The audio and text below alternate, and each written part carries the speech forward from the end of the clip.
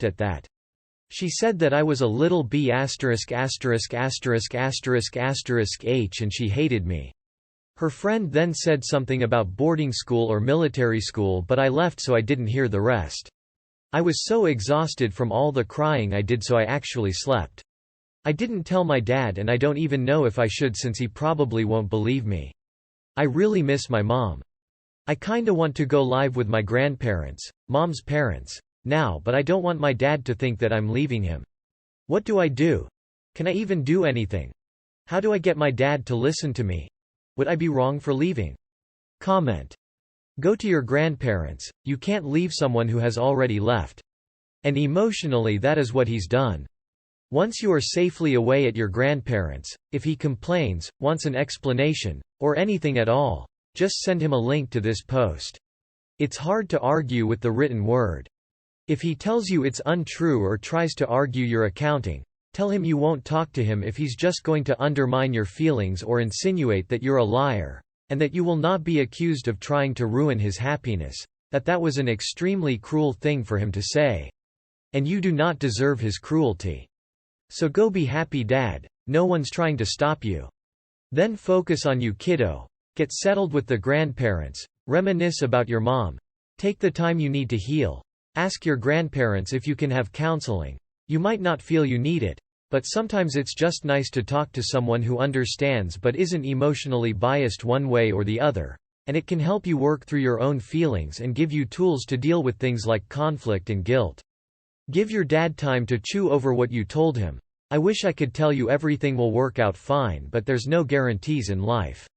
All the more reason you must take care of yourself and do what's in your best interests, and staying with Dad is not likely in your best interests.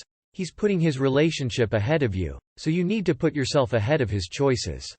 So sorry, kiddo, you've had a hard go of it. Be gentle with yourself. None of what is happening is on you, regardless of what your dad, or his sneaky-ass girlfriend want to imply. OP. Update. My dad's, 43, girlfriend is trying to get rid of me, 15F. Hi. Since my last post I spoke to my grandparents and told them everything. I asked if I could stay with them if I wanted to and they agreed. I then spoke to my dad again and tried to tell him how I felt and what I had heard. I didn't want to film or record because I knew that he would be mad at that and wouldn't listen. He didn't believe me again and thought that I was jealous of having to share him with someone else. I got upset and told him that I was leaving so he could live happily ever after without the burden of having me around. He looked shocked but didn't say anything.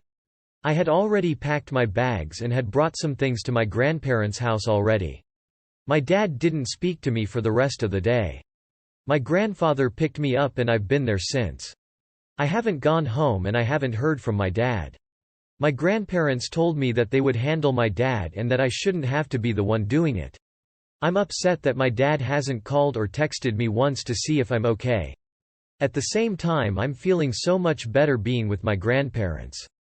My grandmother is probably the sweetest person ever and my grandfather is a little rough around the edges but he's really a softie.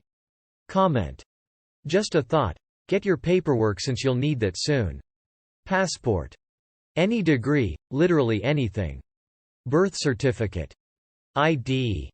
Things that your mother once owned, and you want to keep. I have read stories where the GF step destroys things of the late mom, wife.